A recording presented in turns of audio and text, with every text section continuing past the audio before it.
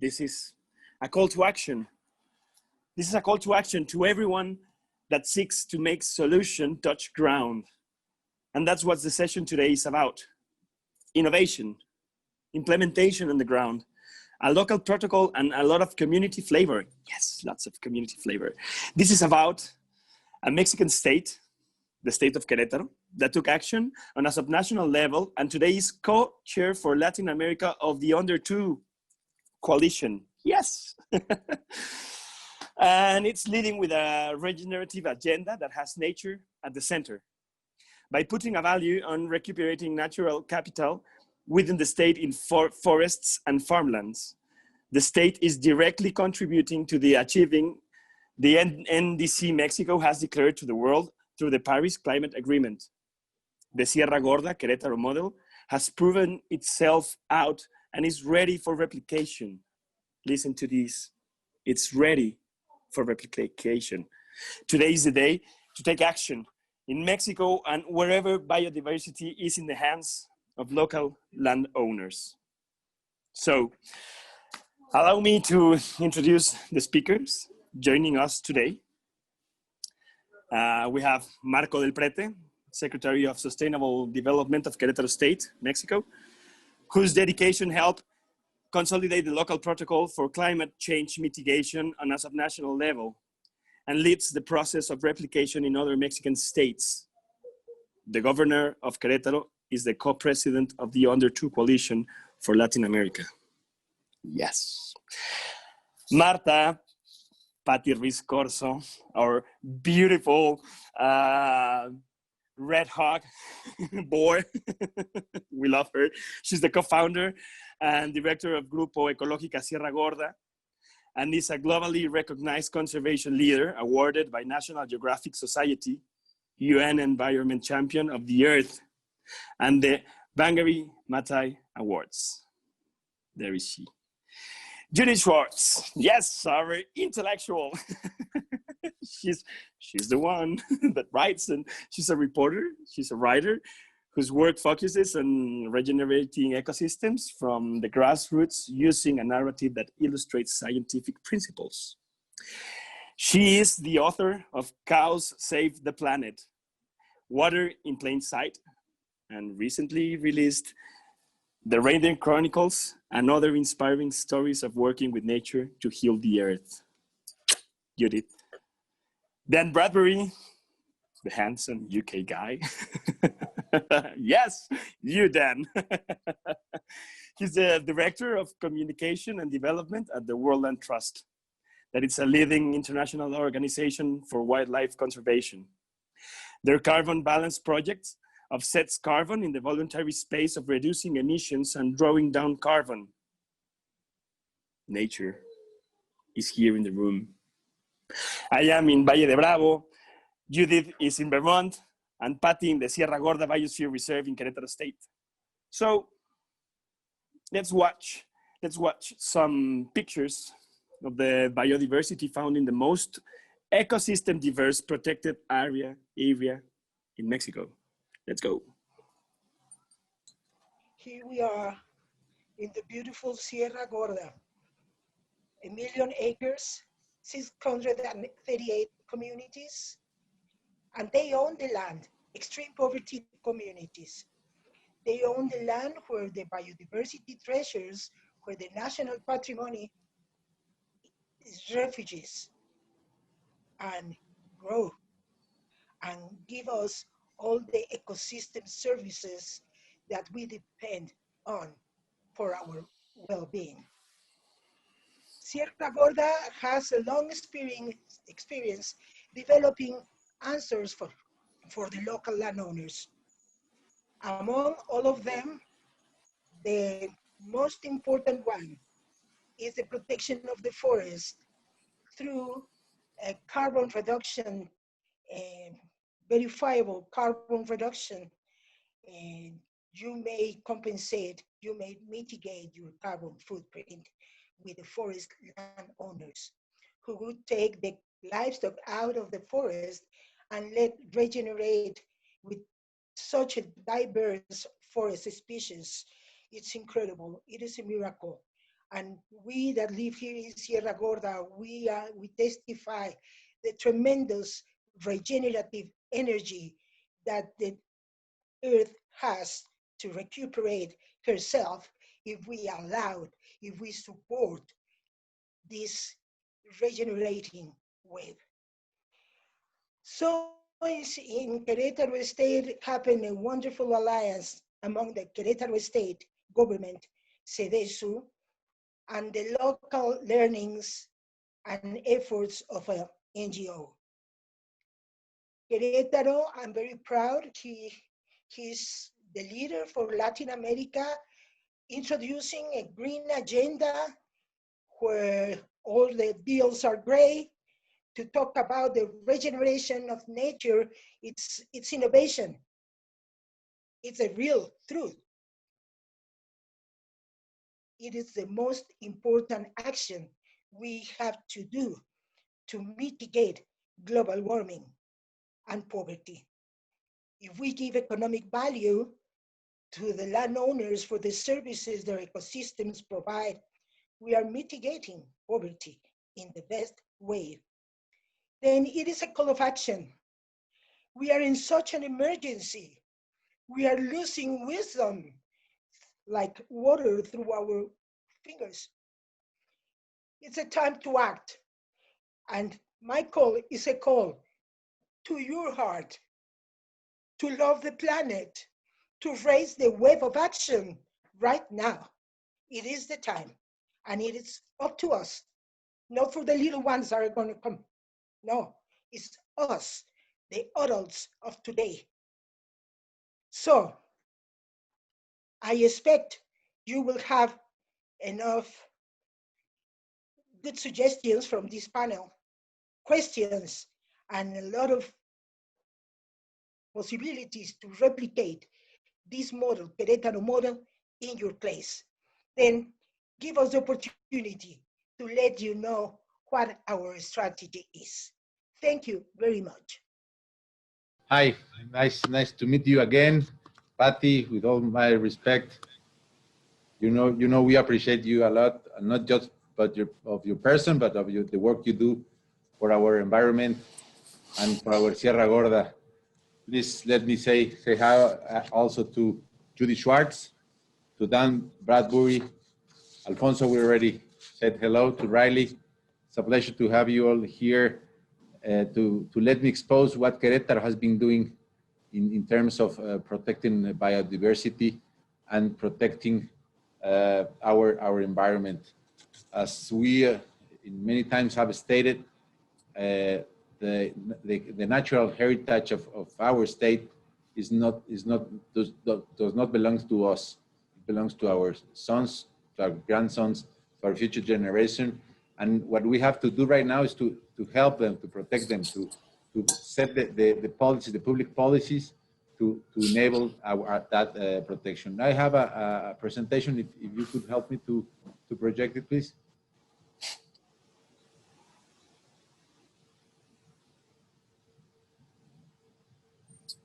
Well, if it's not ready, I'm gonna tell you. I'm gonna.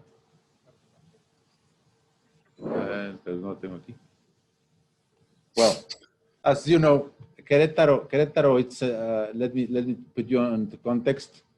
Querétaro is a small state, a very small state. It's represent not even 1% of our total national surface in Mexico, but it's a big state in terms of opportunities, in terms of public policies, and in terms of respect of the law. Querétaro we have been working a lot in terms of enabling legal instruments to protect our environment. As 2016, we published a state environmental protection program that enables the utilization of a carbon fund, as we stated, and I will talk about it in the next few minutes. We also, in 2018, published a state climate change law, in which we are enabling the legal way to establish public policies to mitigate and compensate the climate change effect we're having right now. We are very aware that the climate change is a reality, and we have to work in collaboration with society, as we are doing right now with the Grupo Ecológico Sierra Gorda, with many other NGOs, to help and promote the sustainability of our environment. And this, as I was telling you before, this state environmental protection program enables us to use a fund that is generated by all the vehicular control charges we have, a percentage of the license plates, to say somehow, license plates rights that the citizen pays for every year. A percentage of it goes to this fund, and also all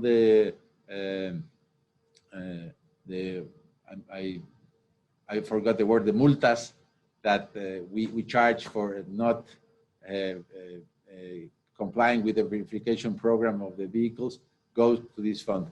So this fund helps us to plan the territory in terms of its ecological value, to help reduce emissions in the public transportation system, to enhance and modernize the waste management programs in the municipalities. As you know, in Mexico, the waste management is a responsibility for the municipalities, but some of them don't have the funds to enable the landfills, to enable recollection systems. So we are helping them to reduce the waste that is put on the waste landfills. Also, it's an example for Mexico.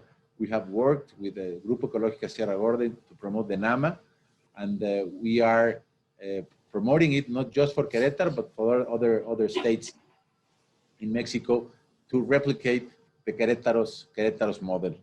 And also, it's the main issue of this conversation, the payment for ecosystem services, in which we are protecting biodiversity, but also recognizing the owners of the land, as Patty already said, in Sierra Gorda, all the land is privately owned, and we are recognizing those people who are taking care of the land through paying these environmental services. In Querétaro, we have 15 natural protected areas. 4 of them are the federal issue. 6 of them are state promoted natural areas, and 5 of them are municipal. It represents 37% of the state territory in terms of natural area protection.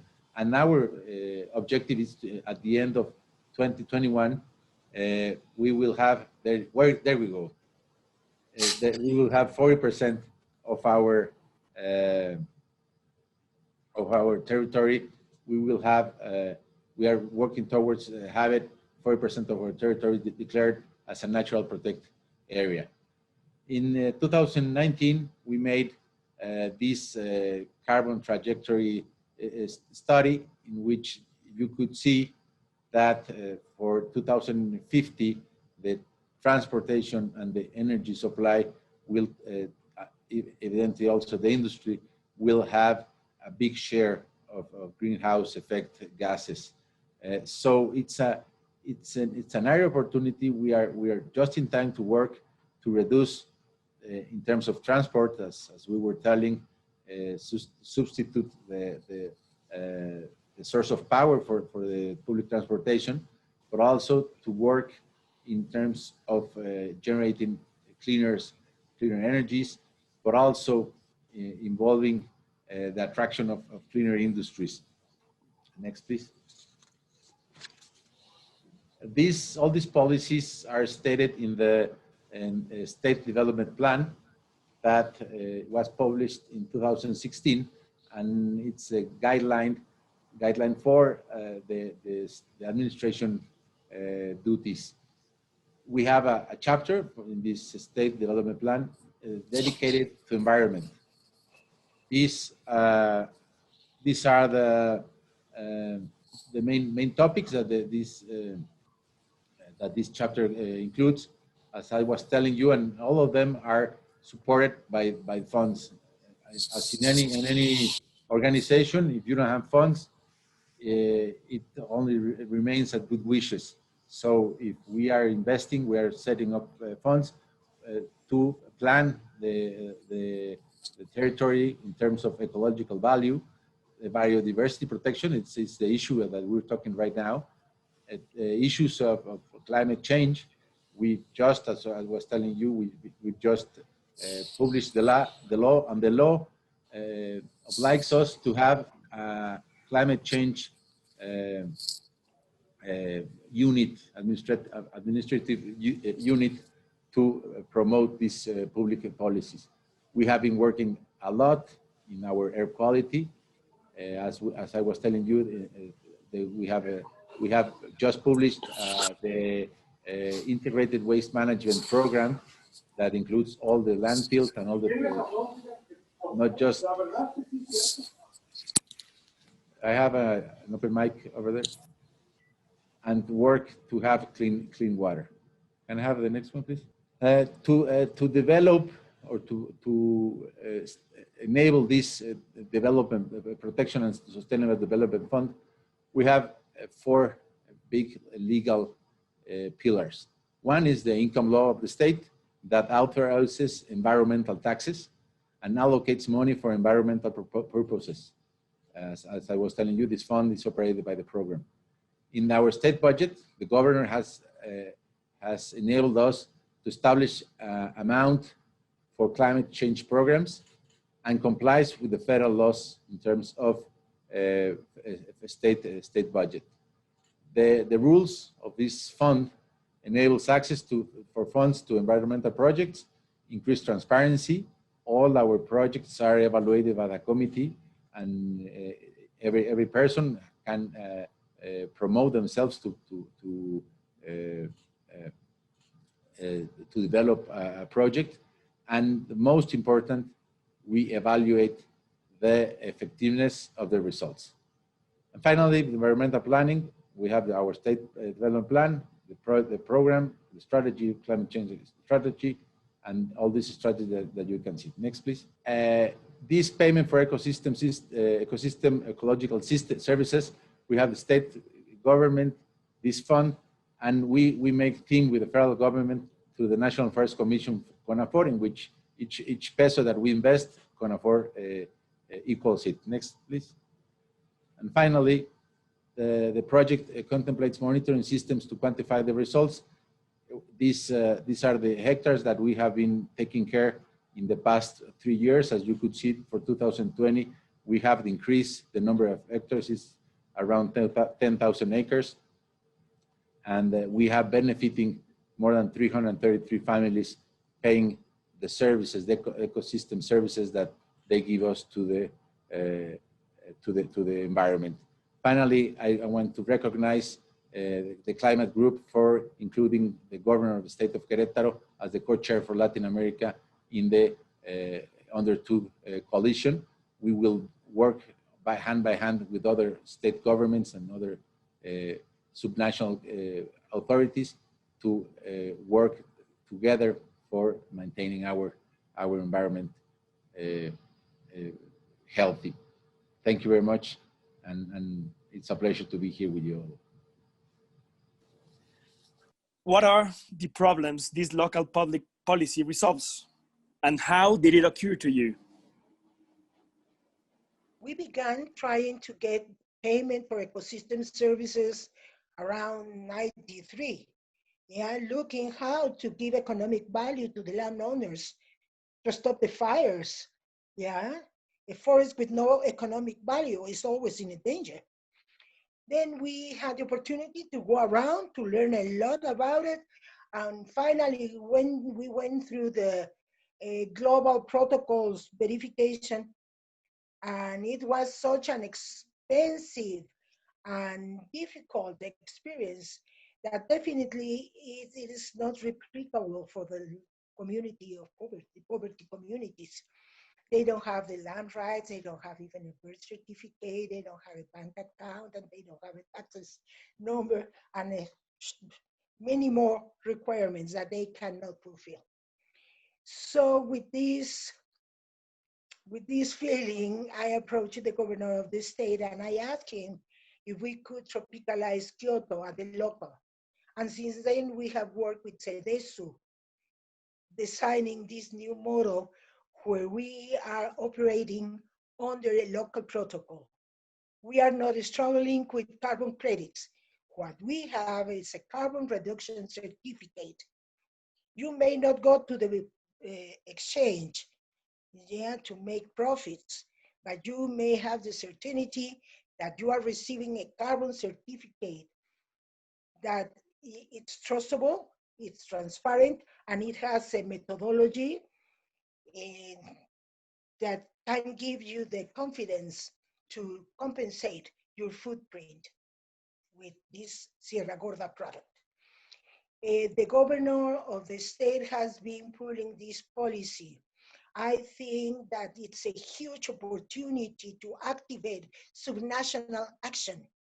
Yeah, most of the federations are kind of not taking care enough of natural resources.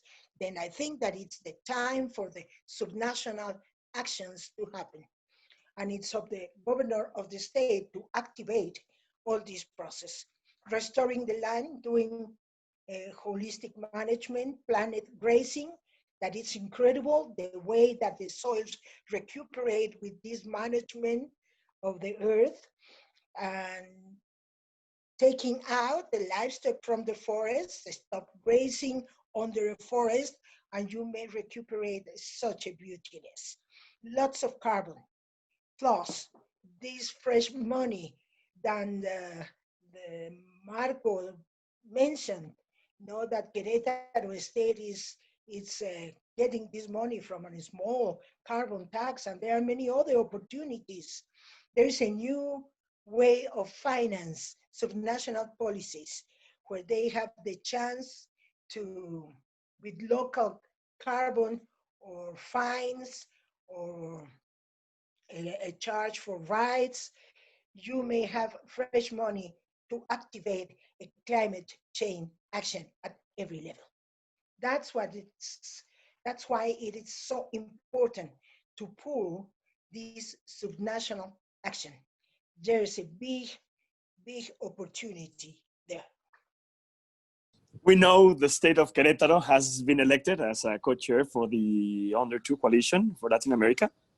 So what can Querétaro provide to the efforts to fight climate change in Mexico and the global south?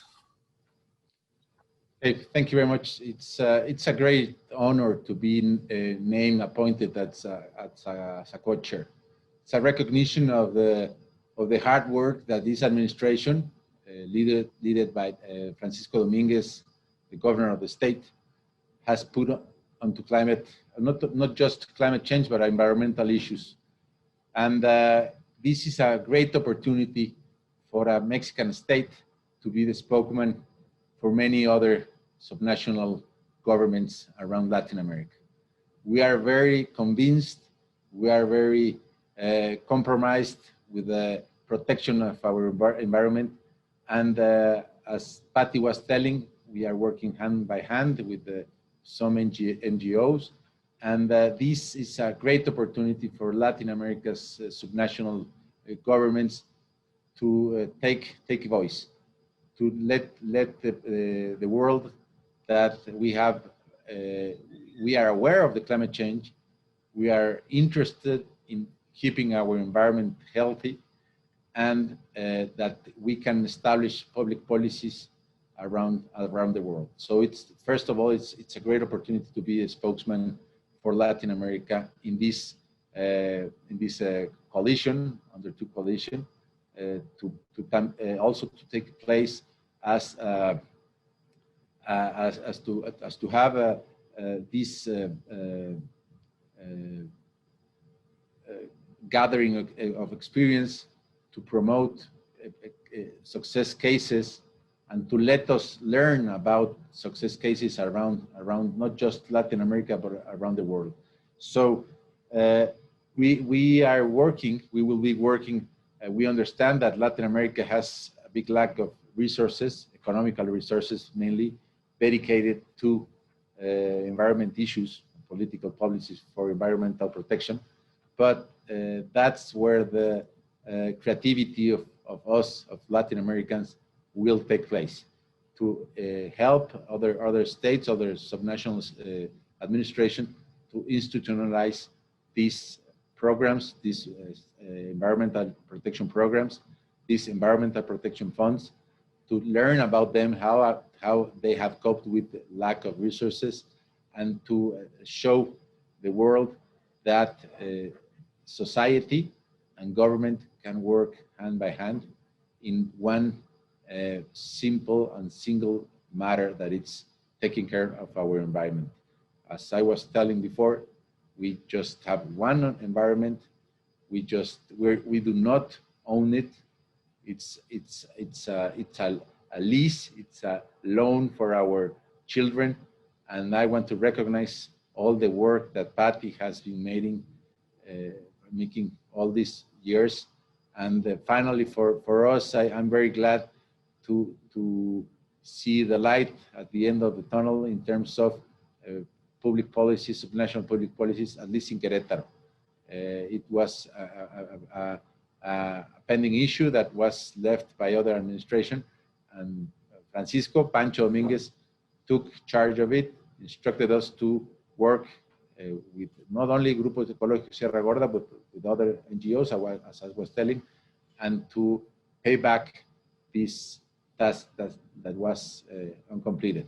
I want to thank a lot Patty, because she also has introduced us in many other projects that we will be working, and he has opened has opened Querétaro the path to be this spokesman for the Latin America climate and environment protection. Thank you very much. Riley Dow is joining us from Mexico City to help visualize the key terminology and concepts that have been shared by your first speakers. Way to go, Dan. Yes. So we'll be coming back to Riley and as the discussion goes deeper. But Riley, hello, Riley. Hi, so I'll just unmute myself and share my screen here for a moment to share with you kind of a progress update on the drawing that I'm doing here on my iPad from Mexico City. So I hope you can see that all right. Yes. So it is, of course, a work in progress, and the incredible richness of the work that's being discussed is just kind of this is a synthesis of what has been shared. And we're going to continue to refine it as we move forward in the discussion, but just wanted to share with you a glimpse of what we've got going so far. Thanks, Alfonso. No, thanks to you, Riley, because I don't know, but I am an actor. And I'm not an expert in these things, but I am passionate about protecting the last reserves of the wild places that still survive. As I told you, I'm not an expert, and many of us need to hear a different narrative to understand better. We need to understand it. It's quite difficult, but it ain't that hard. We just need to understand it. That's why Riley is helping us today. Why are functioning ecosystems important? What alternatives are there for a more resilient future? And how can I be part of it? You did. I listened to you. We listened to you. Thank you. Thank you. It's great to be here.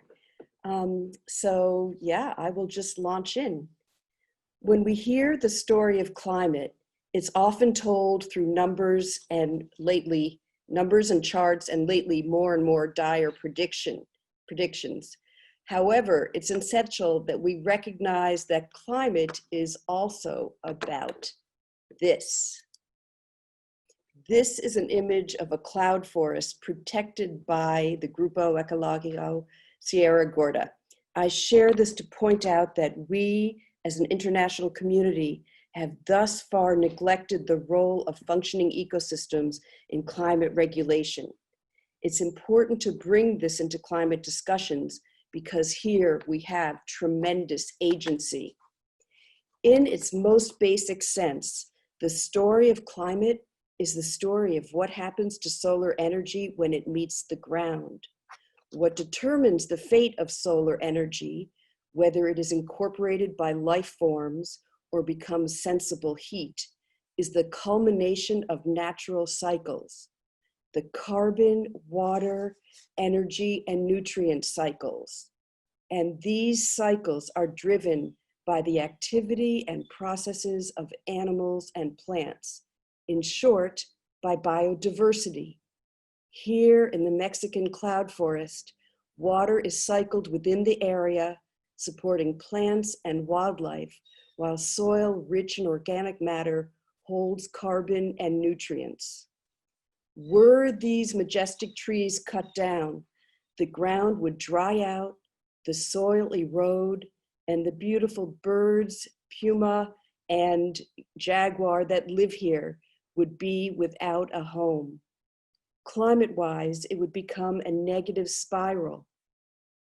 Fortunately, the Sierra Gorda group has been able to preserve this land. Conserving thriving ecosystems is always best, but what to do about the many landscapes throughout the world that have been degraded? Fortunately, we know it's possible to rehabilitate even large-scale damaged ecosystems. Here, in 8 seconds, is an encapsulation of the restoration of the Loess Plateau in China. So we're going to a video now.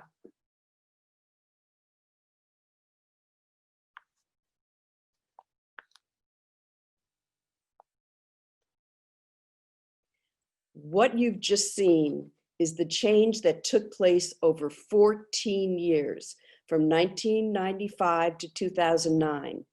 This project brought 2 million people out of poverty and also transformed what had become a wasteland into a lush and productive landscape. This is extremely meaningful climate-wise.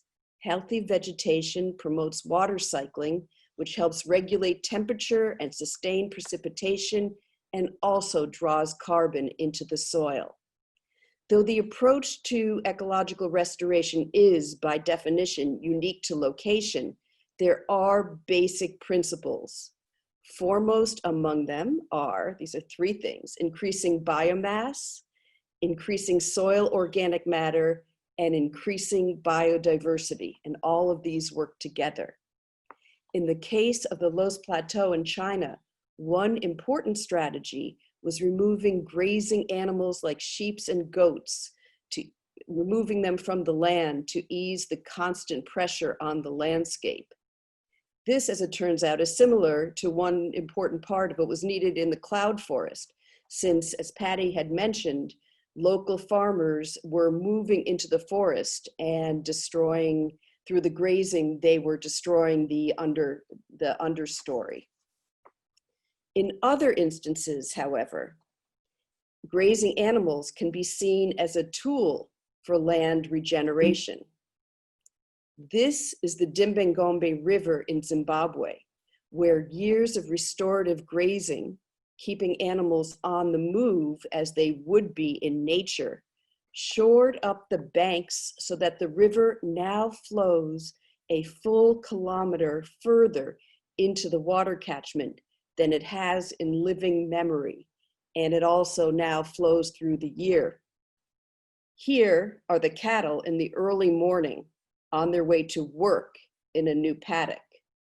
Their actions on the ground, nibbling grasses so as to stimulate growth, adding nutrients and moisture through their waste, trampling in decaying plant matter to be broken down by microorganisms, enrich the soil and promote biodiversity.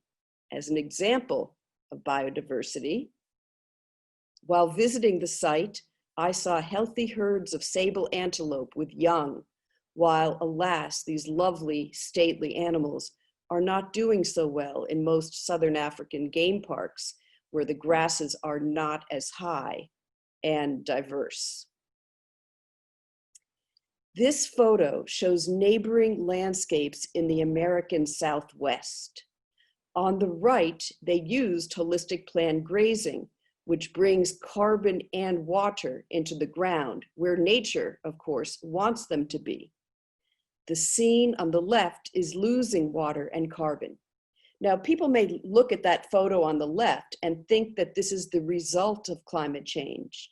The point that I want to make here is that it is also a cause of climate change. How we manage landscapes matter, and we know how to reverse land degradation and desertification. Action with positive implications for the climate. In my reporting, I've been struck by the many instances where people around the world find themselves in a situation where, in order to take part in the global economy, they have no choice but to degrade the environment on which they depend. In Mali and Africa, after dam development projects left fishermen with no fish, they used their nets to trap birds. So these rare migrating cranes were now sold on the street side like cooked chicken. In Western Saudi Arabia, many Bedouin communities, no longer able to move with their herds, chop down trees to be sold for firewood in city restaurants, while the pastoralists themselves are buying animal feed from Australia. The resulting biodiversity loss, erosion, and water stress and release of carbon have a negative impact on everyone. This is why we need mechanisms that enable people to conserve and restore their landscapes, particularly in high biodiversity areas. The cost of the Los Plateau project was $17 per acre per year. I mean, think about that. How does that compare with the cost of flooding from hillside erosion and siltation in the Yellow River? I mean, year after year, they were cleaning up these extraordinary disasters. In Zimbabwe, communities working with the Africa Center for Holistic Management were able to retain water in their soils, which meant that they could grow crops for 7 months of the year instead of just 2.5 months of the year around the rainy season. This small difference meant the difference between being food self-sufficient and being dependent on international food aid. Clearly, supporting healthy ecosystems and biodiversity is a meaningful investment for human well-being as well as for the climate. Thank you. Hello, Dan. Hi, how you doing? Thanks everybody. Thanks for letting me join in. It's late afternoon here in the UK, so, and as usual, wet and miserable. But so it's nice to talk to you guys where it all looks good. So, so let me put a bit of context. So I'm Dan Bradbury. I'm the Director of Communications and Development at World Land Trust, which sounds quite glamorous or quite technical, but basically my role is all about engagement and fundraising so we can meet conservation goals. So it's about inspiring people and being inspired, which isn't that difficult to do when you're working and supporting people like Patty and Roberto and Lara and the team at Grupo Ecológico Sierra Gorda. So, so who are World Land Trust? So World Land Trust, we were founded 30 years ago, based upon a simple set of principles. And those principles are still the same today. So those are the things that we still work to. And those are, land is the most important element of any conservation project or anything that we're trying to achieve in conservation. And it's also to put that land into the hands of and to be managed through local partners and local people. So for us, that is key. So in our history, we now have 32 partners in 24 countries. So we're based in the UK, quite a small organisation, but we put everything into the hands of those organisations, and we funded over 800,000 acres and planted 2.5 million trees. But as I said, all the way through all of this, land is the most important aspect. because basically it protects everything that's in it and also has a clear positive impact on climate. And it's probably one of the tools that has been underestimated and historically underappreciated until recently, the role it plays and nature plays in taking carbon back from the atmosphere. So this is something that conservationists have known for a long time, and people are beginning to kind of catch up now. You know, and there was a report that was done by the UNFCCC in 2015, Climate Action Now, a summary for policymakers, that stated that the land use sector could be 50% of the short-term mitigation potential and nearly 40% of the 2030 emissions gap. You know, so this is linked, intrinsically linked to the Paris Agreement, you know, which was a critical step forward of setting global climate targets, which, you know, we've seen we're struggling to meet this kind of 2 degrees. And if every country that signed up to it met its commitments, we'd probably still be a way off from that. But the thing that we need to remember, and we all need to remember, is this land again. So no other sector can provide as many near-term short emission reductions than the land use sector. So actually there's a belief, in fact, that land could save as more than renewables, energy efficiency and transport put together by managing land in the correct way. You know, and this is something that we as a group need to shout about. So conservation has known about it for quite some time. In recent times, what we've seen is the world is kind of catching up to that. So we need to shout at that. You know, we need to make people aware outside of the green bubble that this is an important thing to do. And so far, there's only kind of a tiny fraction of funds that are available and to deal with this emission gap has been given to climate finance. So from climate finance has been given over to land protection. But the reason why I'm part of this is because we, well, Land Trust, believe this is a good project that we're talking about. You know, why do we believe that? So, well, there's many reasons. We've worked with GSG for many years. They're a trusted partner. They've got a good conservation case. They've got a really good story. You know, we've worked with them on many aspects of conservation. So not just around these particular carbon projects. We've worked with the team around securing land purely for conservation. So purely a philanthropic approach to protecting landscapes.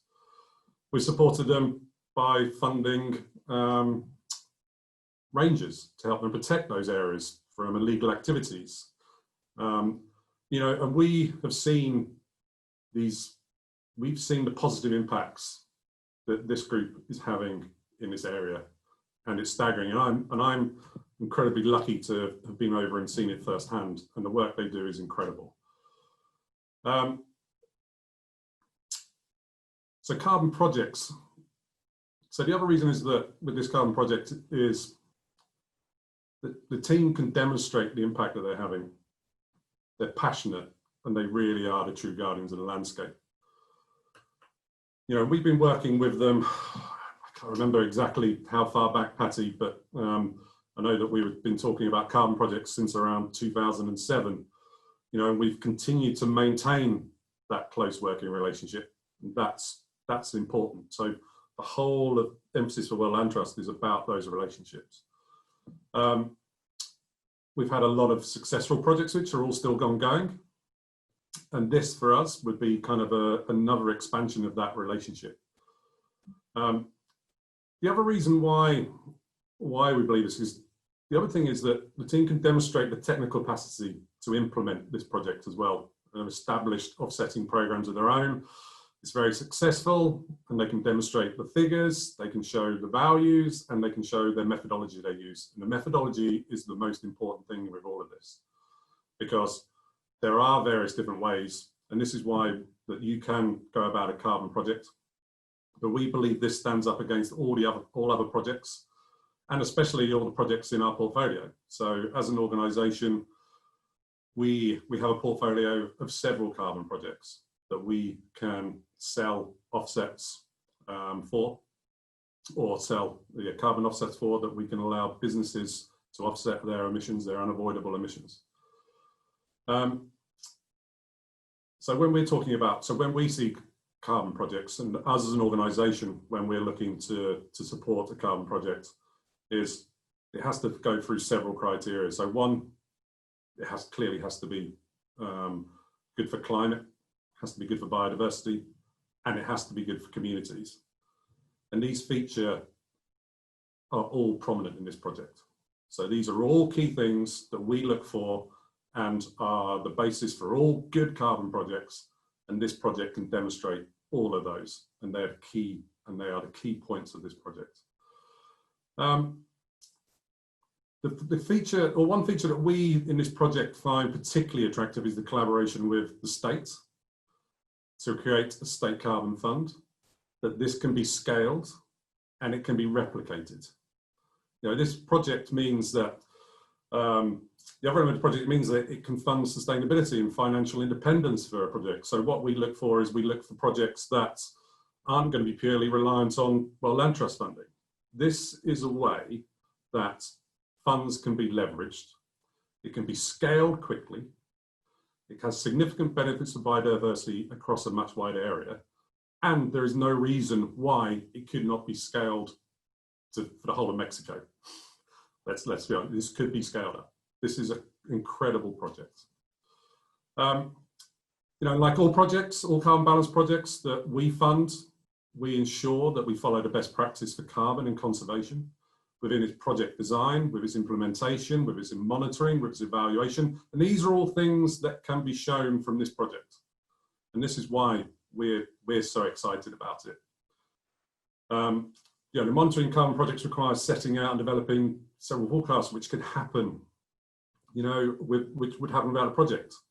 You know, what can be achieved with the project. For this project, evidence suggests that if nothing is done, the forest will continue to be degraded for timber harvesting and uncontrolled fires. And we think with this project, we can support the community to find more sustainable ways to develop and generate livelihoods, as well as help them protect and manage the forest better, so that carbon is locked in and the forest remains and increases. So this is about protection, and this is what we need to do. We need to protect these landscapes.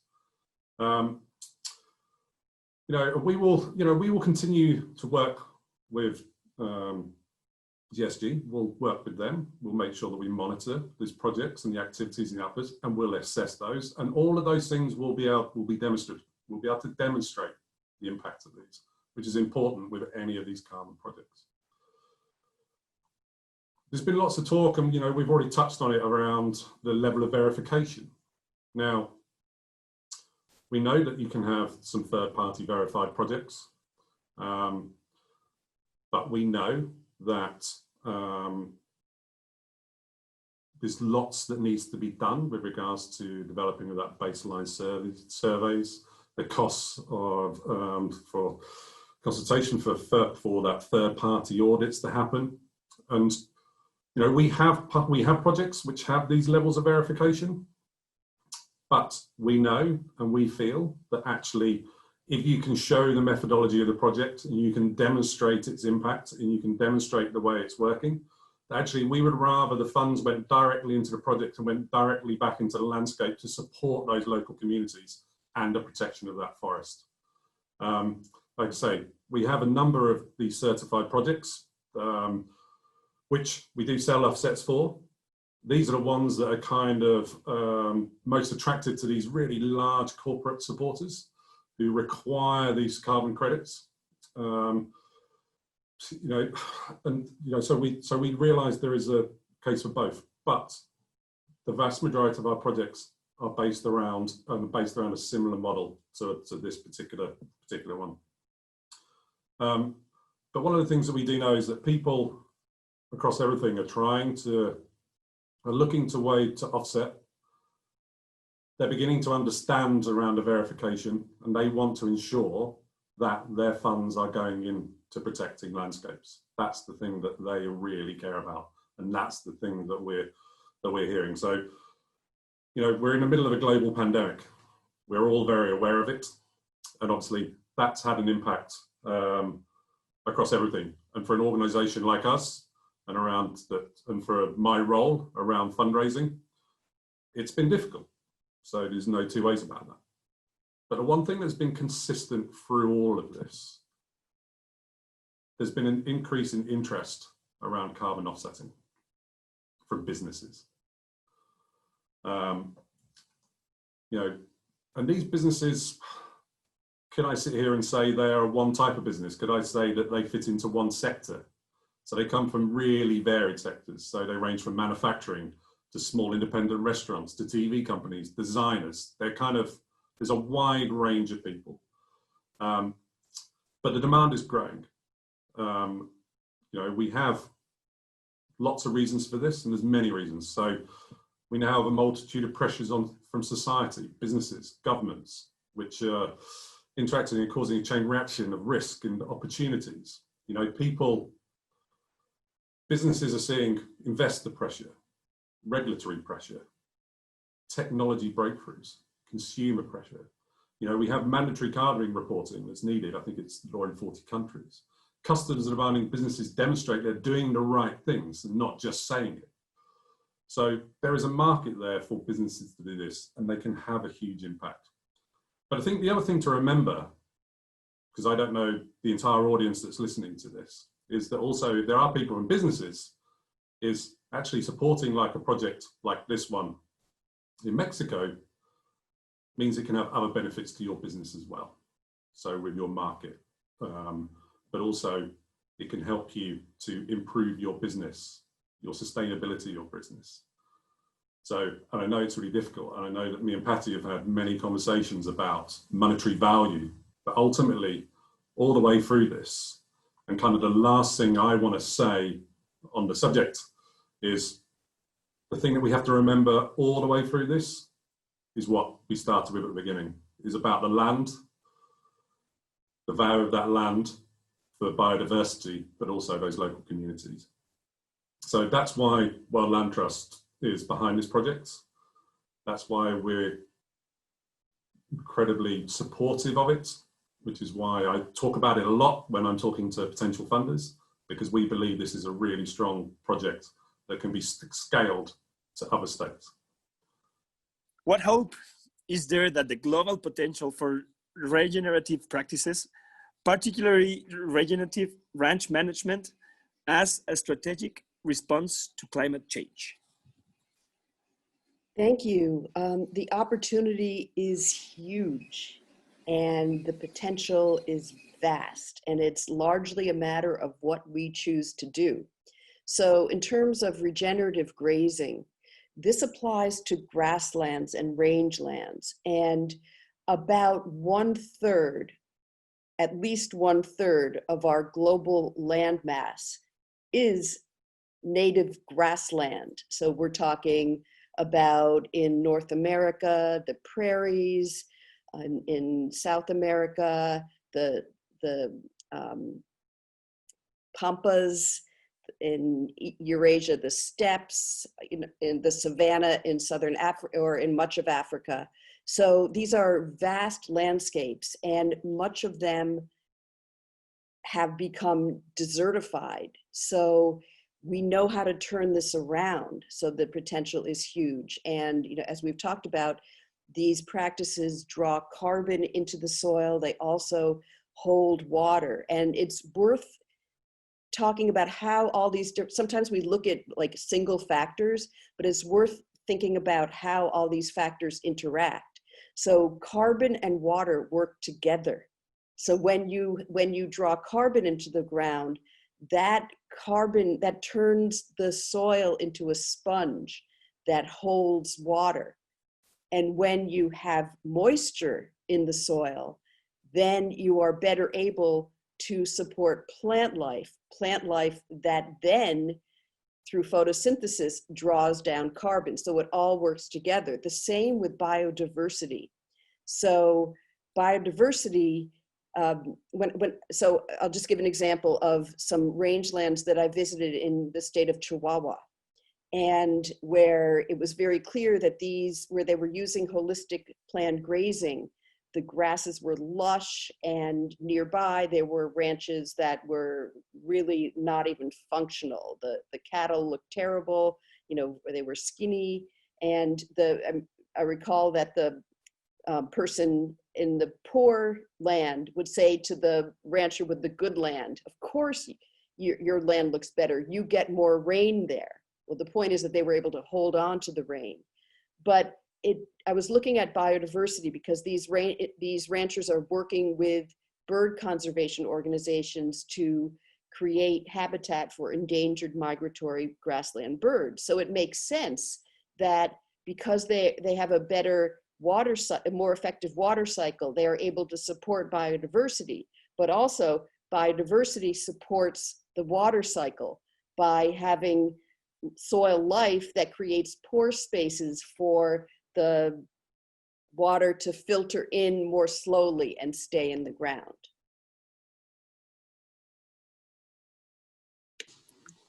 Thank you. Thank you, Judith. I'm going to make the questions then, but I have a new question for you.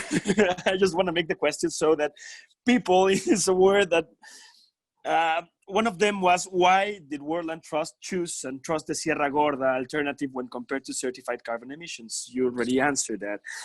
What is the profile of the companies approaching World Land Trust for the carbon balance offset program, and why is demand growing? Why should philanthropy investors be looking at wild carbon offsets rather than carbon bonds at the finance alternative energy projects? But we have a new question because I hope Riley is ready for explaining everything to us, right? I feel good because it's probably the first time I've ever answered all the questions beforehand. So it's lovely. We already understood. But I have another one. It's okay. New. Why did World Land Trust include carbon offsets in their programs that usually focus on the purchase of lands for strict conservation? So the genuine reason is that one size doesn't fit all to conservation. So, and to attracting funding to conservation. So the idea is that we give many people many different ways and many ways to access conservation and what we do. So, you know, from a World Land Trust point of view, we plant trees, we buy land, or we help purchase land and put that into the ownership of local people and local partners. We lease land, we've done community agreements. So for us, offsetting is carbon offsetting is another tool for conservation. So, and we know, you know, we have to be quite pragmatic that we're all having an impact. So it's not just businesses, you know, individuals can offset their carbon for us as well. So we have a method to do that too. So ultimately it's around trying to lessen our impact, educate people also and businesses that, but actually there's a few things here that what we actually ask them to is we ask them to measure their impact first. So it gives them an understanding as well as to the impact that their business is having. We then ask them to reduce. So actually lessen the impact you have. We know that everybody's going to have an impact somewhere along the line, but just lessen that impact and then do your offset at that point. So what we're doing is cool. So it's a really useful, I kind of hate that phrase educational tool, but what it does, it kind of brings things to the forefront of businesses and individuals' minds as well.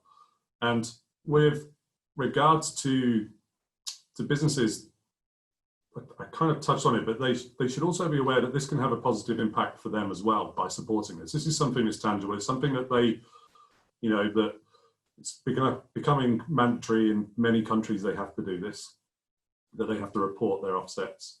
So this gives them a tool to do something that will have some real tangible impact, you know, and demonstrable impact as well, demonstrative impact as well. You know, this is something that they can do, and they share that. But also, the other thing is that it can have a really positive impact for their business. So we've got businesses that who went through this process of measure, reduce, offset, and actually it saved them tens of thousands, hundreds of thousands of pounds as businesses because they've improved their processes. they use their waste materials properly. So this is a I hate to say a win-win for everybody, but it's something that, you know, it's a way for that we can carry out conservation, we can fund conservation, and we can protect forests, and businesses can do something positive as well for themselves and for the climate. I don't know if that really answered the question. This is some of what Judy and Dan were sharing with us. And again, as always, we'll continue to refine it, hopefully with their help as the webinar continues and afterwards as well. So on the left-hand side, you can see some of what Judy shared with us, and on the right-hand side, you can see some of Dan's key points. So that's that. Here we go with the second piece of the visual summary. Thanks so much. Thank you. It's good to also, sorry, it's also good to see the drawings, right? Not only listening, because like people for me, like me, it ain't that easy. So it's time to Q&A, our special guests. Are we gonna keep the sharing? Oh, yeah, that's it. So David Ross, I think you're here, right? Can I see you? Yes, I'm here. Hello, David. I have Hello, a question Alfonso. for you. How's everything going? Great. Well, I understand you have worked for 15 years in a technical capacity with Patty and Grupo Ecológico to develop the biodiversity carbon product and the local protocol. What is the Initiative for Climate Action Transparency and what role does it play to achieve scale? Yes, Alfonso, I'm supporting the Grupo Ecológico Sierra Gorda in the implementation of the nationally appropriate mitigation action of subnational mitigation actions for the regeneration of landscapes.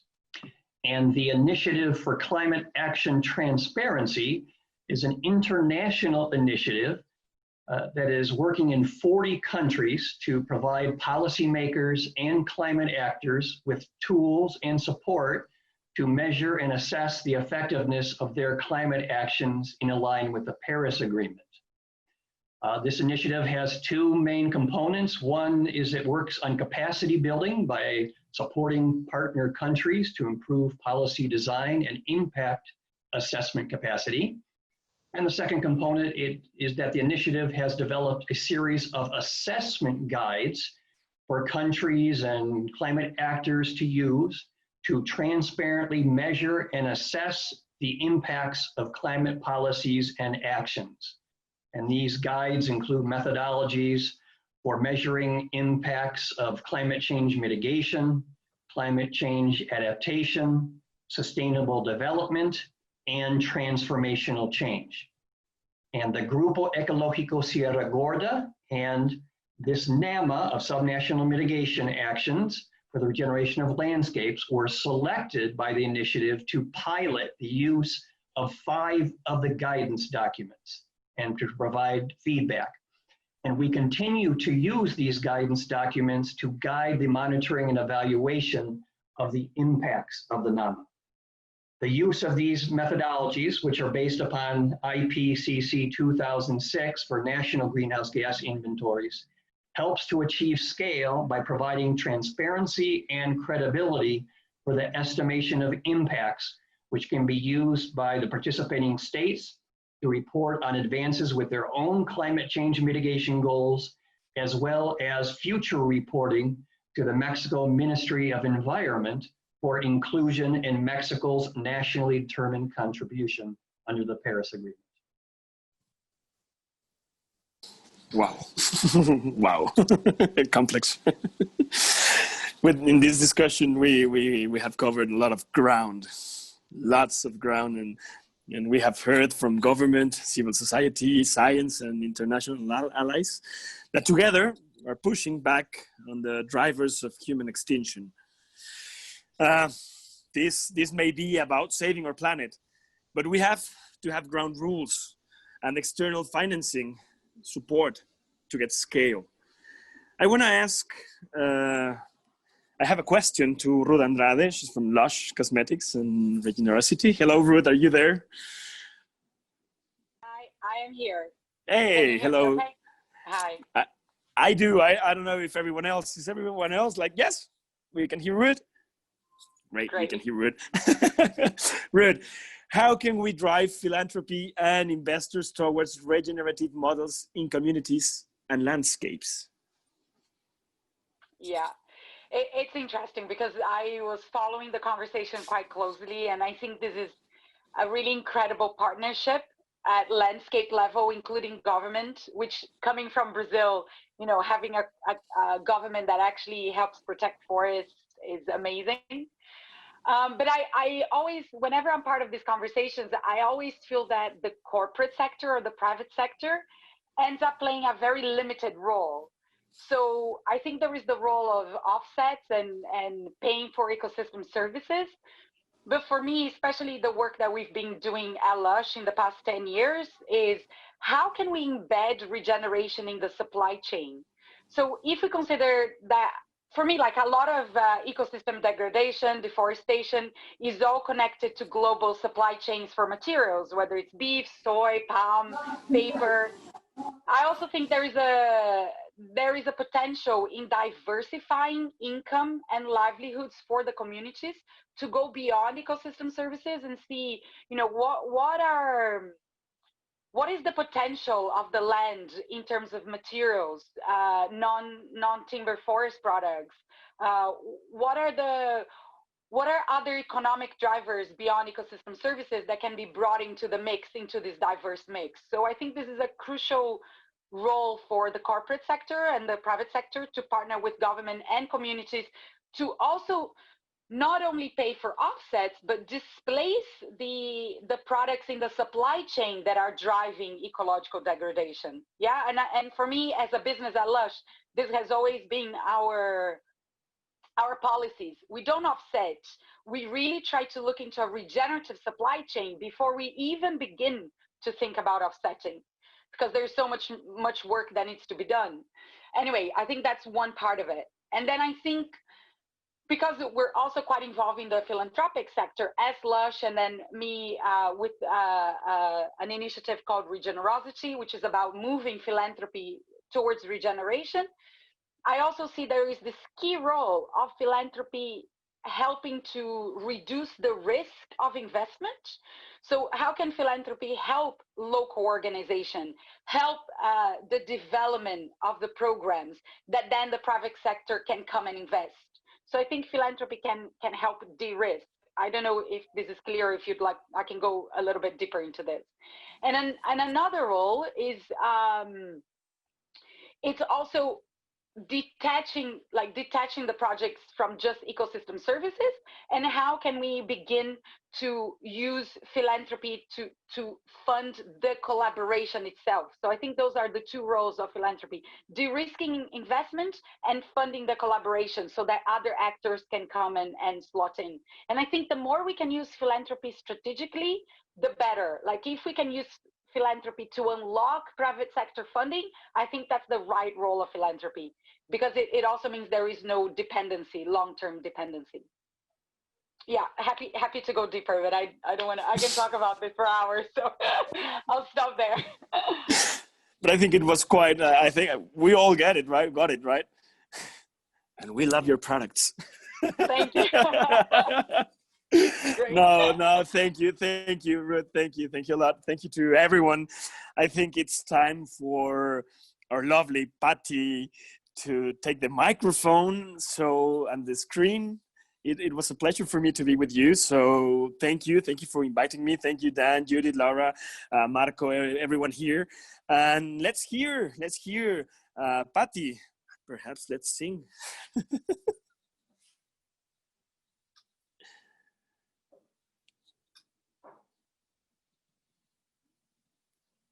Sorry. I'm gonna stop, Patty. Sorry. Sorry. Yes. I'm saying that it is just the time to go forward, to go beyond a new economy, a new returns. I think that we have to teach the investors new values, intangible values. When somebody that you really love is losing life, You don't talk businesses at that time. You just support in a huge philanthropy effort. I think that we have such an emergency and we could do so much more if we could have capital to make it flow. And we can give wonderful returns in satisfaction. God, how good do you feel when you listen someone in a micro enterprise saying how life has changed for them because now that lady, it's a micro entrepreneur. I feel so proud when they grow, when they expand. We are one and we go together in this effort as a collectivity. I think that it's time to really be generous and to put our hearts to work, moving every possibility to support these climate efforts, to make it happen, to restore soils, forests, and every ecosystem in its place. God, when I think in all those precious value chains that Judy was telling us, woven by the mind of God, I think that lose that wisdom that our biosphere is something that may not be forgiven in our generation. We have the hearts, we have the house, we are very powerful workers because we put passion and love for the one we share. The beautiful, beautiful Mother Earth. God. Let's raise a wave of action from rural communities, empowering them to regenerate their ecosystems. Let's put money on that task. Let's make it happen. I'm very thankful for all the love of my colleagues, Judy, Dan, Alfonso, my dear Marco del Prete, Rayleigh, Laura, incredible team, Chava. We put our hearts in what we are doing. Let's keep doing that. One effort, one strong effort, 4-wheel all the time. Let's move and let's put those forces that we still don't know and we have inside. It's our time to prove ourselves. The new society that we have to be. Oh. She is Patty, people. She is Patty. Listen at that heart. She's our heart. Patty. We love you. We love you so much, Patty. We need you. You so much too. And I enjoyed this panel very much because it has green foam on it. Yeah. Then, if you allow me, I'm going to sing you a song because that's what I do. Then I think Marco has the word before me. Should we sing first, or we want to hear Marco and then we sing? I'd rather hear Patty than hear myself. So please, Patty.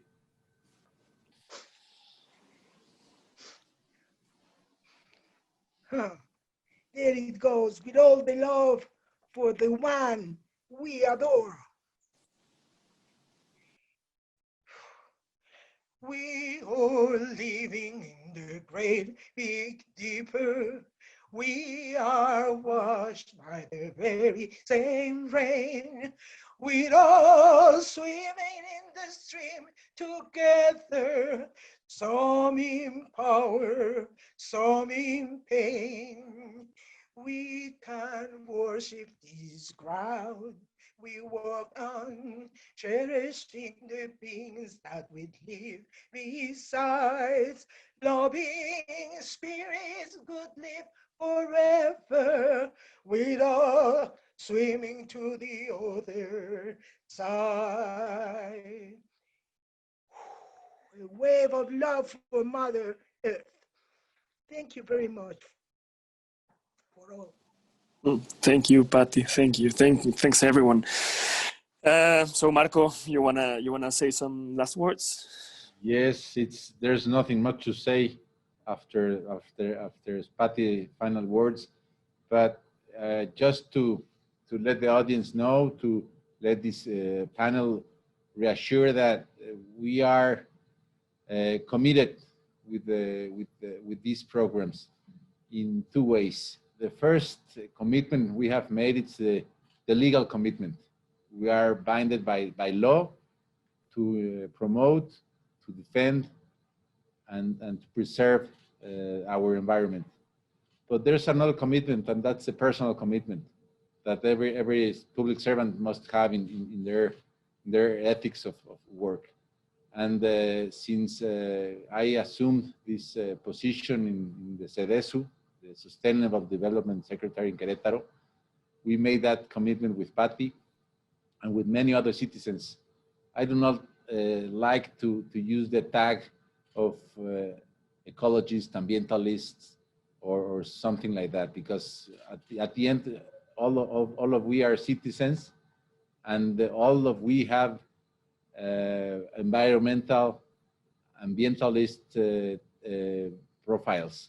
If we separate our waste, we are ambientalists, we are ecologists. If we take care of, make a more an active approach, as Patty, as you, Alfonso, as many of our, as David, as Riley, as many of our panelists and assistants, we are at the end of the page. We are citizens, but with an environmental focus. So we have made this personal commitment with the environment, not just for Sierra Gorda, but also for Querétaro.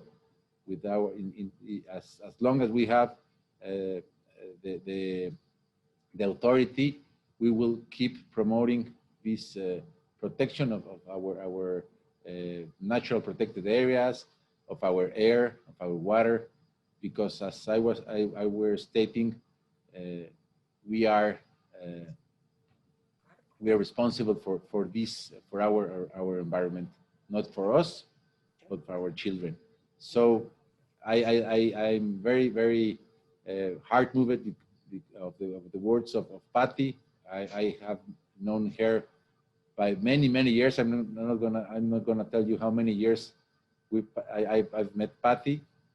Well, I can say no, Patty, more than 45 years at least.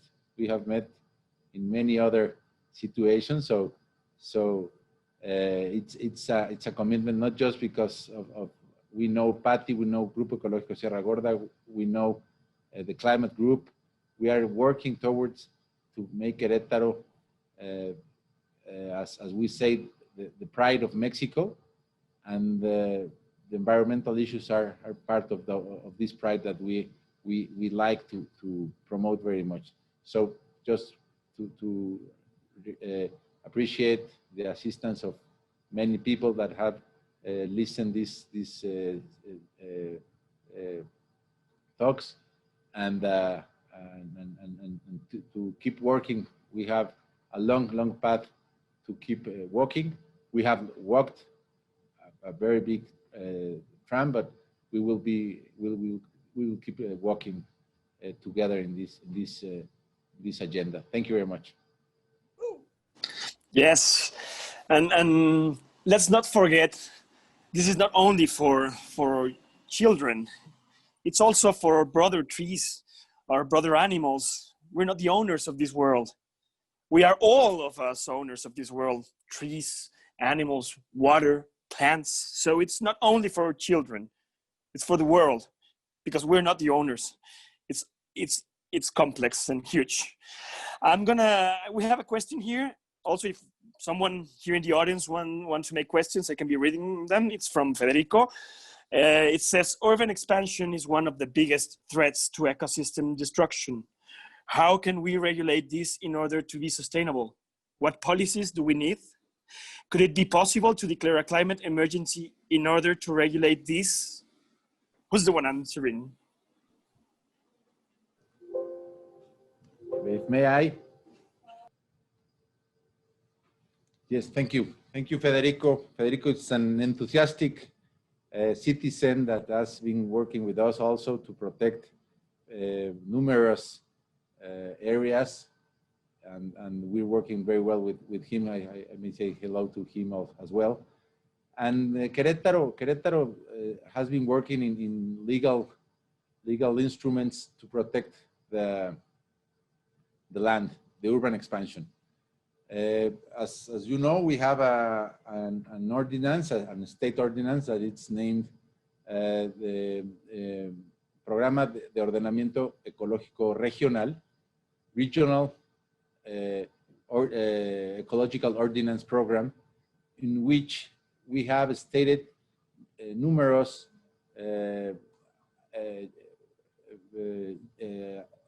environmental units for administration, UGAS, Unidades de Gestión Ambiental, in which we have assigned in a process of analysis and design, we have assigned the use of the land. The use of the land, so we can regulate the growth of the state and to preserve the areas that must be preserved.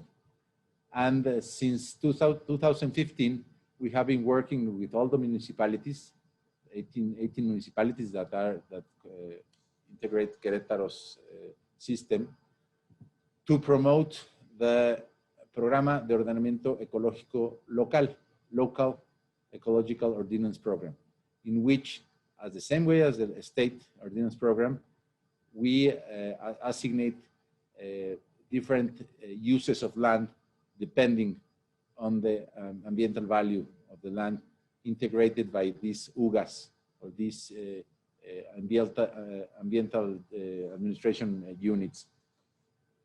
So in those terms, Querétaro is the only state of at least the lesser states in Mexico to have the 100% of its territory ordinated by these two programs, in which the value of the ecological, the value of the land is above the urban value of the land. We preserve these areas. We have been working with the municipalities to strengthen their ordinances, their legal ordinances,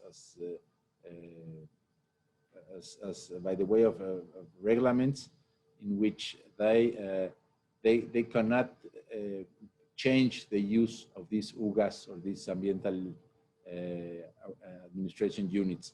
So Querétaro it's very aware of the urban expansion. Querétaro, because of its size, has been a boom in urban development in the past years, but we are working towards to disassociate the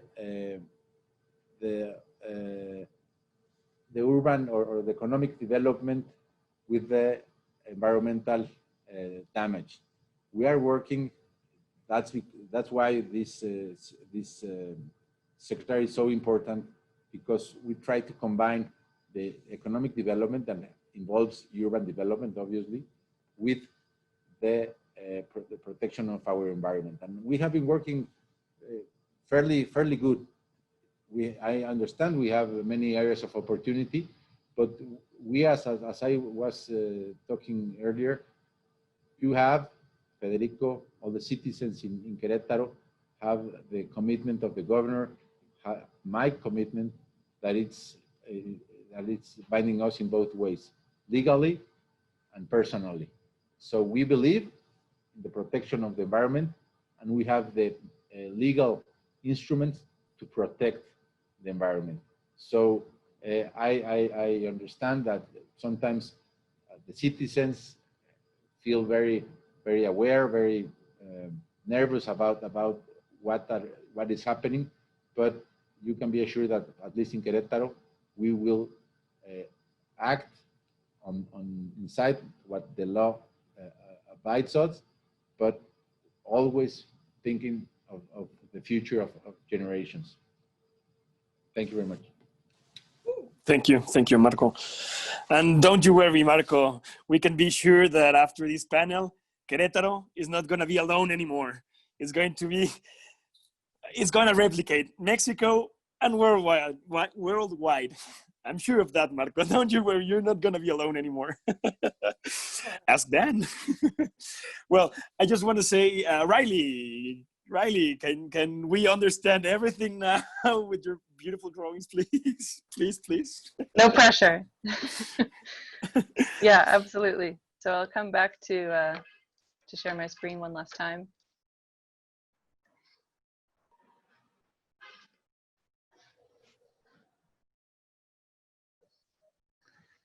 I'm just returning to the original image, the first slide here. I'll leave that up as we close the session.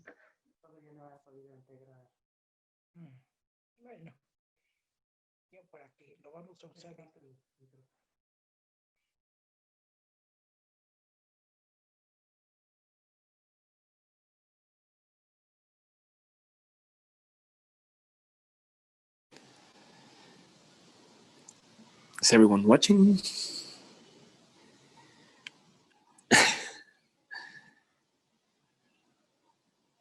Yeah.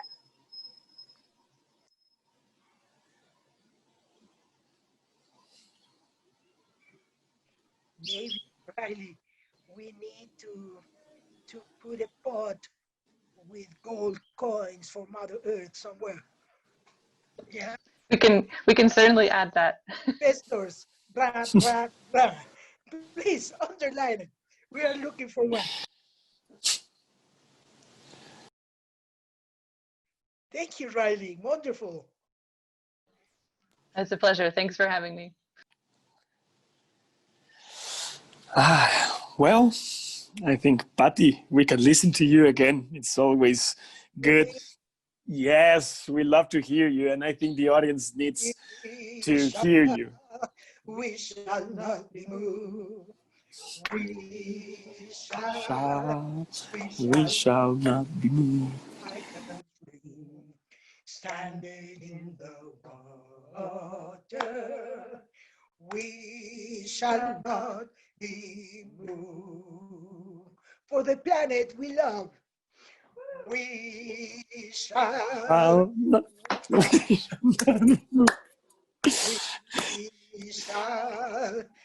We shall not be moved. Stranded in the water, we cannot be moved.